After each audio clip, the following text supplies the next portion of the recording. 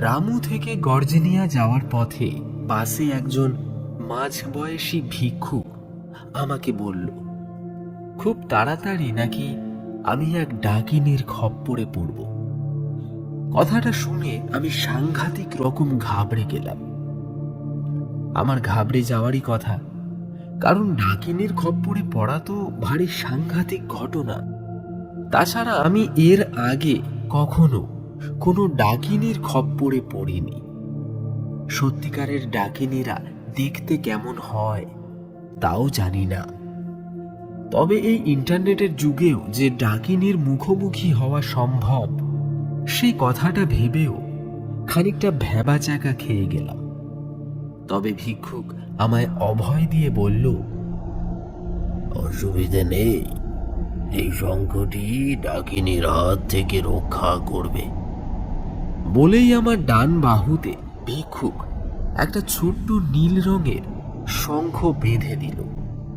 অবশ্য মন্ত্রপুত নীল শঙ্খটি শরীরে ধারণ করে কোনো রকম কিছু টের পেলাম না। চট্টগ্রাম থেকে রামু পৌঁছেছি দুপুর নাগাদ। একটা হোটেলে ঢুকে খেয়ে দিয়ে আবার গর্জিনিয়ার বাসে ওঠার পর এই ভিক্ষুকের সঙ্গে পরিচয়।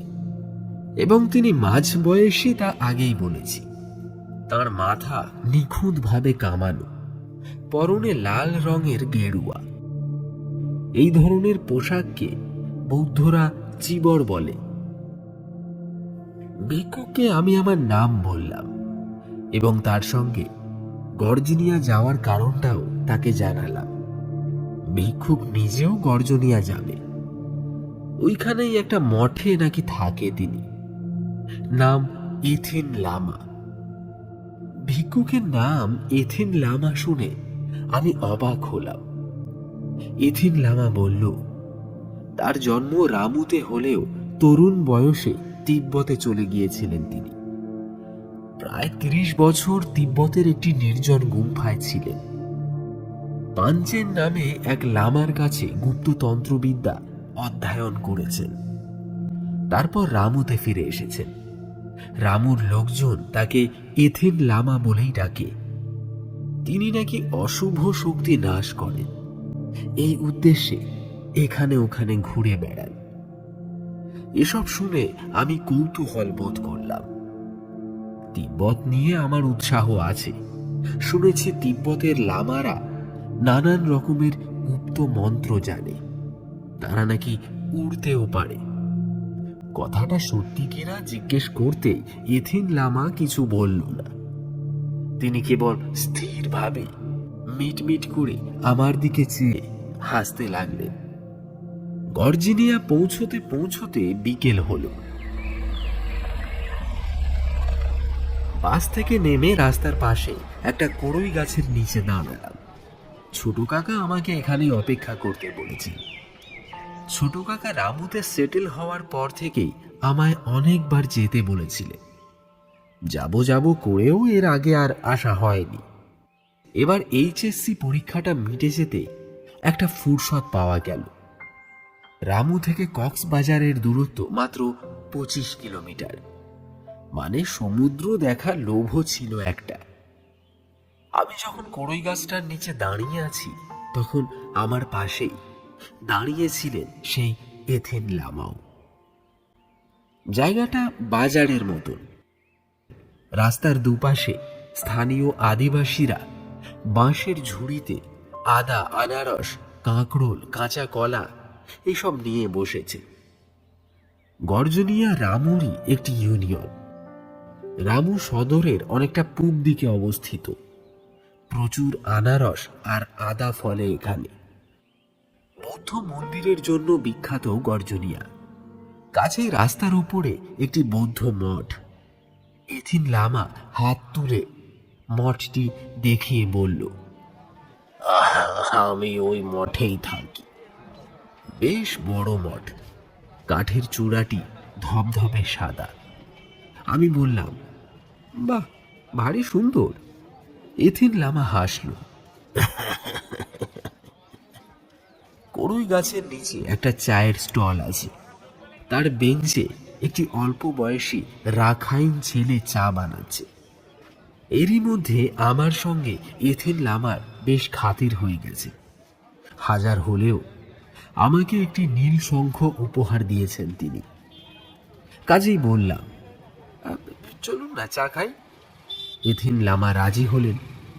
আমার সঙ্গে বেঞ্চে চা খেতে বসলেন তিনি।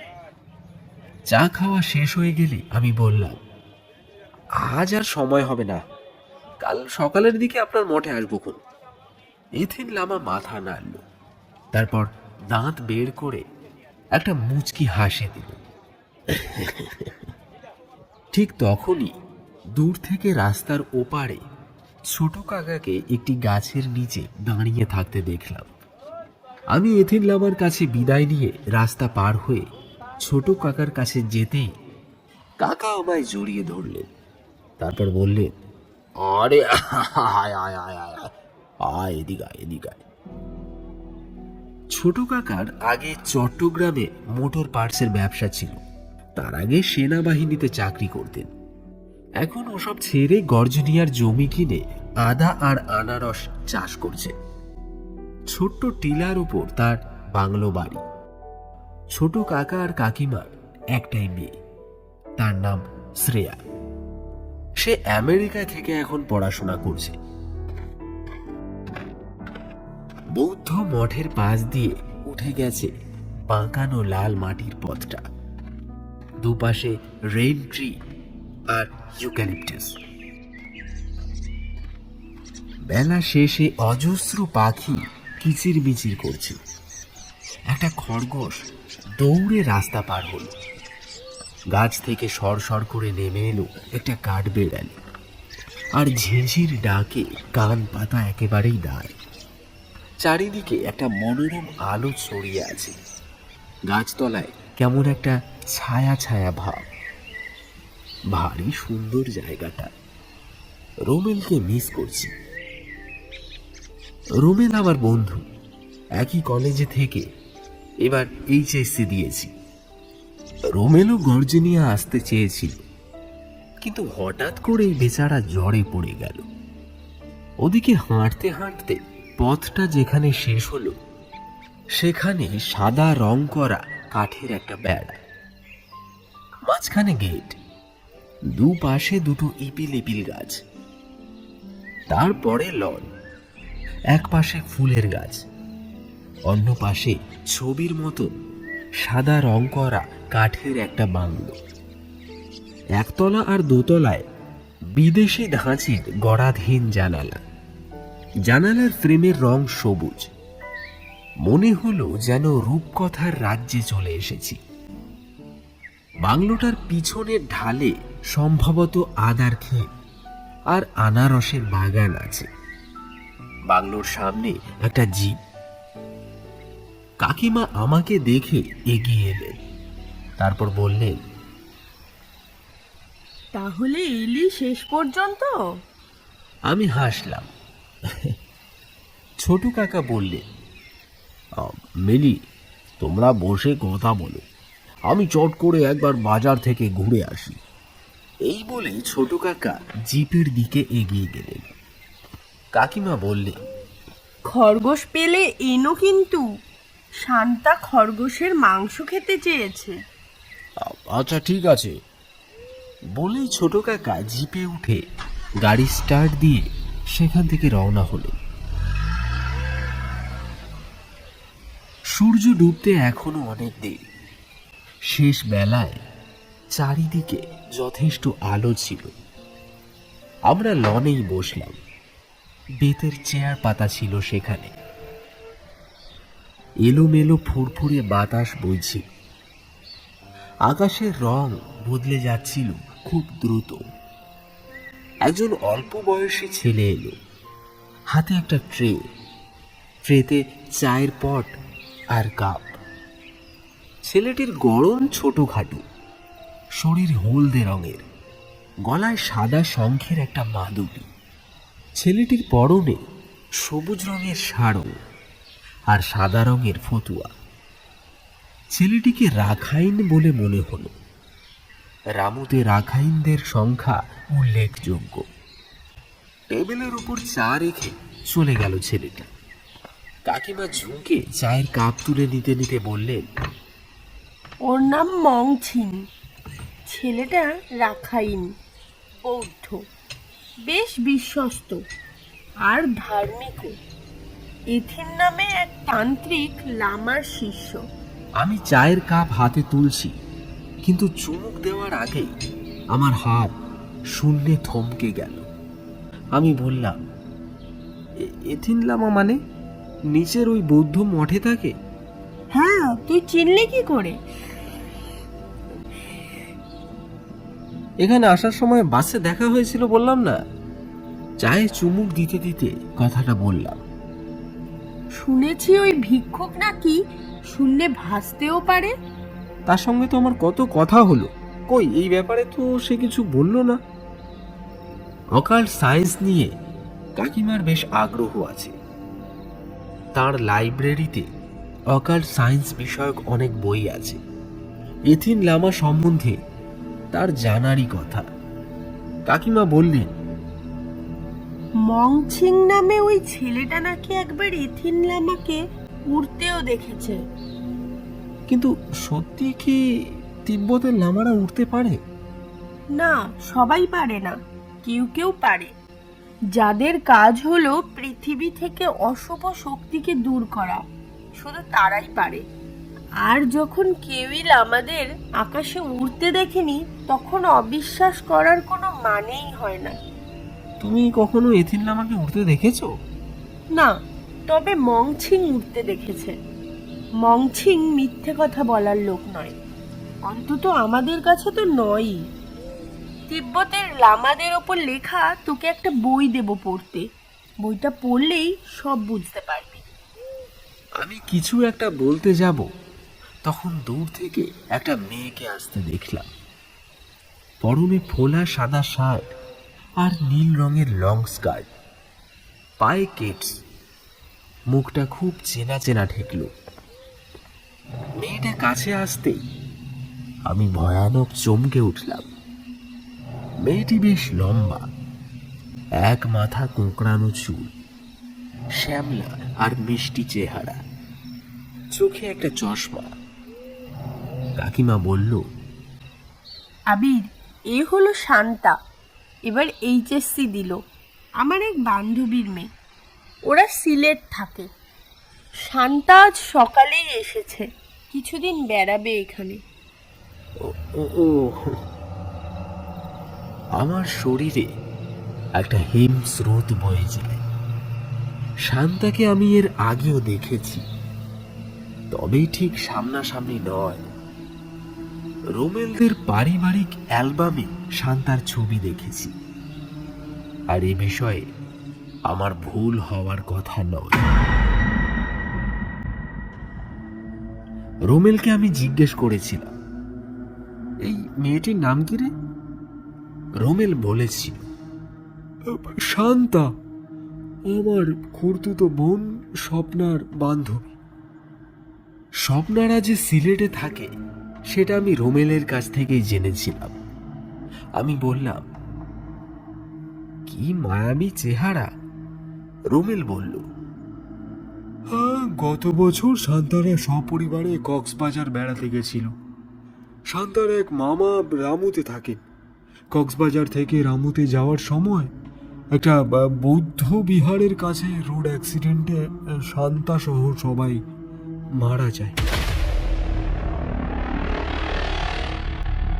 শান্তাকে দেখে আমার চমকে ওঠার কারণ এই কথাটা ভাবতে ভাবতে আমি ঘামতে থাকলাম। আমার গলা ভীষণ শুকনো ঠেকছে। কাকিমা বললেন, আয় শান্তা, বস, চা খা। শান্তা বসল। বসে মেয়েটি আমার দিকে সরাসরি তাকালো। কি শীতল দৃষ্টি! মনে হলো আমি যে ওর ছবিটা দেখেছি সেটাও জানে। কাকিমা বললেন, অনেকদিন থেকে শান্তাকে এখানে আসতে বলছি, একদিনে সময় হলো। শান্তার এক মামা রামুতে থাকেন, ভদ্রলোক সরকারি ইঞ্জিনিয়ার। তিনি আজই সকালেই শান্তাকে নামিয়ে দিলেন। 2-3 দিন পর আবার নিয়ে যাবেন। কথাগুলো শুনে আমি ঘামছি। শান্তার দিকে তাকিয়ে কাকিমা আবার বললেন, ও হলো আমার ভাসুরের ছেলে আবির। আবিরও এবার এইচএসসি দিল। সন্ধ্যা ঘনিয়ে এসে একটা ফুটফুটে জ্যোৎস্না ছড়ালো চারিদিকে। ছোট কাকিমা আমার দিকে তাকিয়ে বললেন, তোরা বসে গল্প কর আবির। আমি দেখি মংছিং রান্নার কদ্দূর কি করলো। আর ছোট আলু দিয়ে খরগোশ রাঁধবো। ছোট কাকিমা চলে যাওয়ার পর চারিদিকে তাকিয়ে শান্তা বলল, কি সুন্দর জোছনা, চলো এখানে বসে না থেকে একটু হেঁটে আসি। বলেই সে উঠে দাঁড়ালো। আমি অনিচ্ছা সত্ত্বেও উঠে দাঁড়ালাম। শান্তার সঙ্গে আমার দূরে কোথাও যেতে ইচ্ছে করছে না। লনের ওপর পাশাপাশি আমরা হাঁটছি। লনের ঘাসে আমার লম্বা ছায়া পড়লেও শান্তার ছায়া পড়েনি। আমার কেমন যেন শীত শীত করছে। ফুরফুরে বাতাস বইলেও কেমন একটা আষ্টি গন্ধ পাচ্ছি। আজ এথিন লামা আমাকে বলেছিলেন, খুব শিগগিরই আমি নাকি এক ডাকিনীর খপ্পরে পড়ব। আমি ডান বাহু স্পর্শ করলাম। নীল শঙ্খের স্পর্শে একটা স্বস্তিও অনুভব করলাম। শান্তা বলল, আমি তোমাকে এর আগে কোথায় যেন দেখেছি। কোথায়? আমার কণ্ঠস্বর কেঁপে উঠল। আমাকে তো ওর দেখার কথা নয়। আমার কথার উত্তর না দিয়ে শান্তা আবার জিজ্ঞাসা করল, আমাকে কি তুমি এর আগে কোথাও দেখেছো? সত্যি করে বলো। শান্তার কণ্ঠস্বর কেমন যেন বয়স্ক বুড়িদের মতন খ্যানখ্যানে শোনাচ্ছে। আমি কি বলবো কিছু বুঝে উঠতে পারলাম না। আমি কি শান্তাকে বলবো যে রোমেলদের বাসায় তোমার ছবি দেখেছি, তুমি আসলে মৃত, রামুর কাছেই কোথাও অ্যাক্সিডেন্টে মারা গেছো? এসব কথা কি বলা যায়? আমরা হাঁটতে হাঁটতে লনের শেষ প্রান্তে চলে এসেছি। আমরা যেখানে এসে দাঁড়িয়েছি ঠিক সেইখানে একটি কফি গাছ। টিলাটি এখানে ঢালু হয়ে অন্তত 300 ফুট নিচে নেমে গেছে। ধবল জ্যোৎস্নায় টিলার ঢালে শাল গাছ, কলা গাছ, কাঁঠাল গাছ, এমনকি নিচের রাস্তাটাও পরিষ্কার দেখা যাচ্ছে। রাস্তার পাশেই মঠের চূড়াটাও চাঁদের আলোয় জল জল করছে। আমার কেন যেন মনে হলো শান্তা আমাকে ইচ্ছে করে এই টিলার কিনারে নিয়ে এসেছে। কিন্তু কেন? শান্তার উদ্দেশ্য ঠিক বোঝা গেল না। তবে ওর চোখের দিকে তাকিয়ে আমি চমকে উঠলাম। ওর চোখের মনি দুটি ফসফরাসের মতন জল জল করছে। জল জলে চোখে বারবার আমার ডান বাহুর দিকে তাকাচ্ছে সে, যেখানে এথিন লামার ছোট্ট নীল রঙের সেই শঙ্খটা বাঁধা। মনে হলো যেন ওই নীল শঙ্খের উপর শান্তার আক্রোশ। শান্তা বলল, তোমার ডান বাহুতে কি একটা নীল রঙের শঙ্খ বাঁধা আছে? হ্যাঁ। তুমি জানলে কি করে? আমি জানি তুমি এখন ওই নীল শঙ্খটা বাহু থেকে খুলে নিচে ফেলে দাও। নীল শঙ্খ ফেলে দেব? কিন্তু কেন?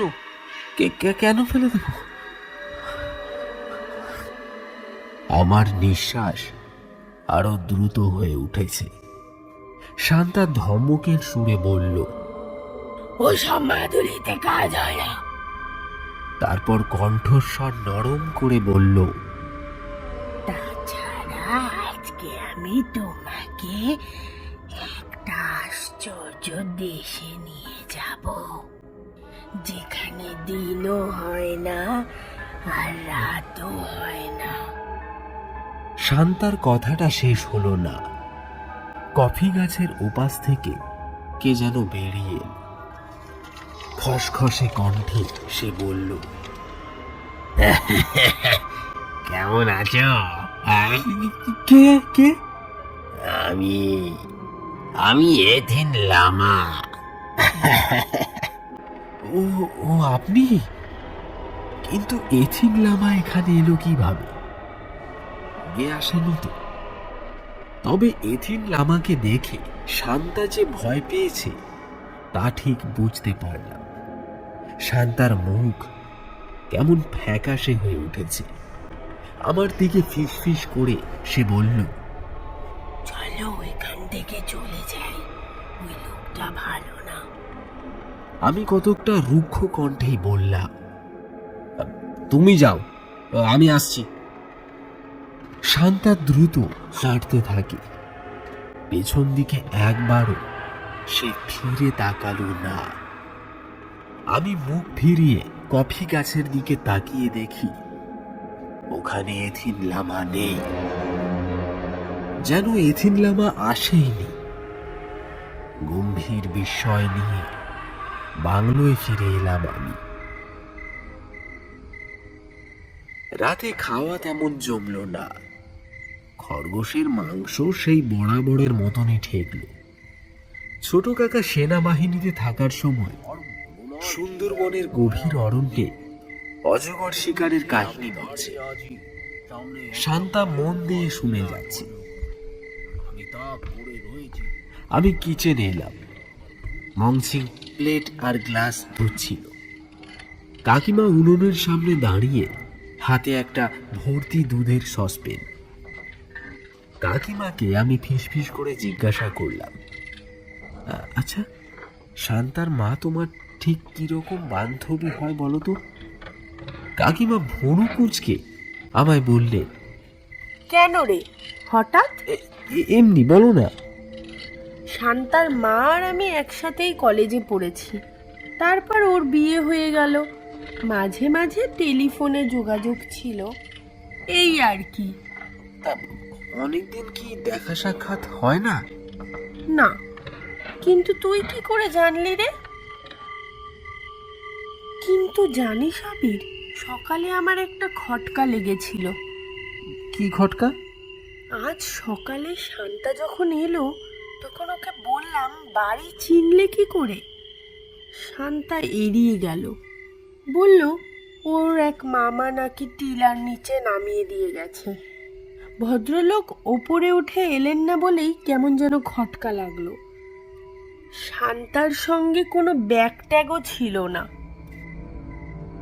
আমি শরীরে একটা শিরশিরানি আর কপালে গভীর চিন্তার ভাঁজ নিয়ে দোতলায় উঠে এলাম।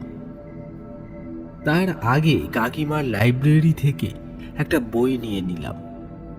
দোতলার সিঁড়ির পর ছোট্ট করিডোর, অল্প পাওয়ারের নীল আলো জ্বলছে। ডান পাশের প্রথম ঘরটি আমার। ঘরটা ছোট, তবে গড়াধীন জানালাটা বেশ বড়। বিছানায় শুয়ে আর আরভিং এর লেখা Tibetan mystery of flying Lama বইটি পড়ছি। মন বসছে না, কেবলই শান্তার মুখটা মনের ভেতরে ভেসে উঠছে।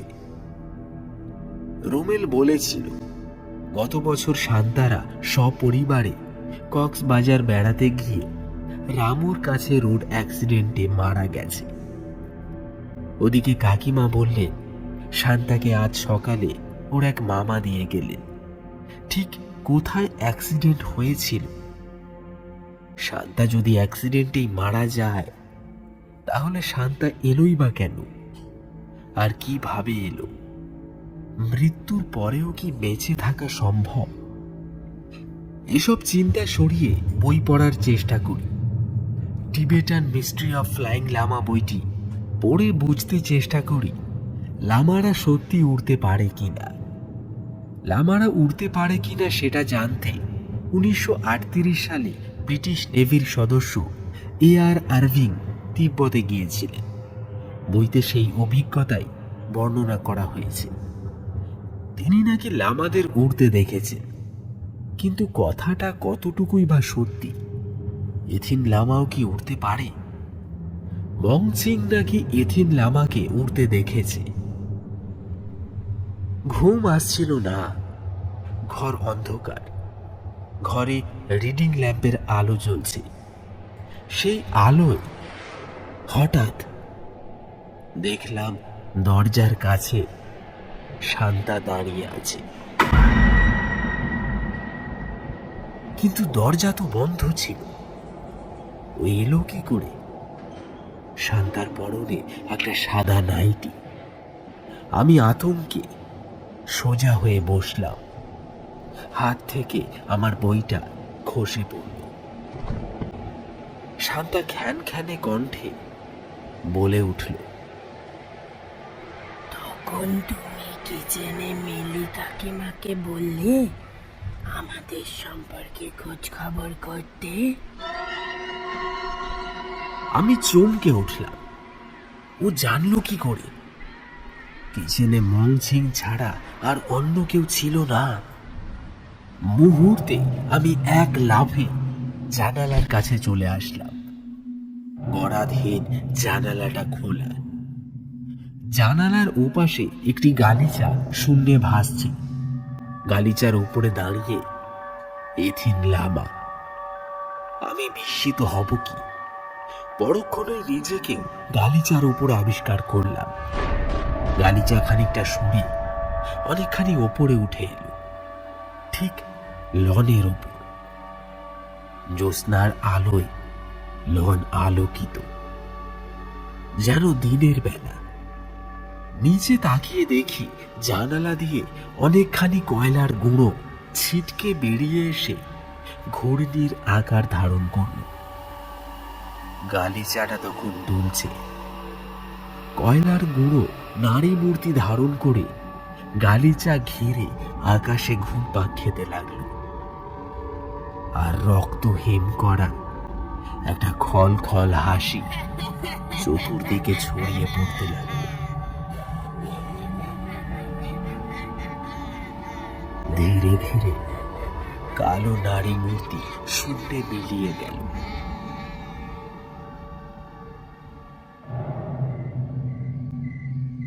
নিচে তাকিয়ে দেখি লনে ছোট কাকা আর কাকিমা এবং মংছি তিনজনেই এসে দাঁড়িয়েছে।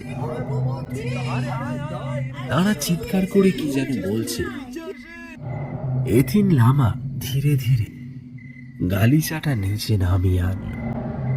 আমি গালিচা থেকে নেমে নিচে দাঁড়ালাম। তোর কোনো ক্ষতি হয়নি তো? বলেই ছোট কাকা আমাকে জড়িয়ে ধরল। মংছিং ঝুঁকে এথিন লামাকে একটা প্রণাম করল। হাজার হলেও সে তো তার গুরুই। কিন্তু এ কি করে সম্ভব? এই যে একেবারে চমৎকার দৃশ্য। লামাদের শূন্যে ওড়ার দৃশ্য দেখে অভিভূত হয়েছেন তিনি। এথিন লামা হাসছিলেন, বললেন, কদিন আগে মঠে বসে ধ্যান করার সময় জেনেছিলাম এমনই একটা ঘটনা ঘটবে।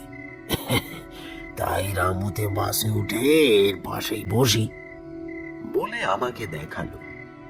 আমার মনে পড়ল এথিন লামা আমার বাহুতে ছোট্ট নীল শঙ্খ বেঁধে দিয়েছিলেন। বাহু স্পর্শ করে নীল শঙ্খটা ঠিক জায়গায় আছে বলে আমি নিশ্চিন্ত হলাম। শঙ্খটি ইথিন লামা তিব্বতের মানস সরোবরের পাড়ে কুড়িয়ে পেয়েছিলেন। ওটাই তো আমাকে ডাকিনী শান্তার হাত থেকে এ যাত্রায় বাঁচিয়ে দিল। আবার যে ডাকিনীর খপ্পরে পড়ব না, কে বলতে পারে।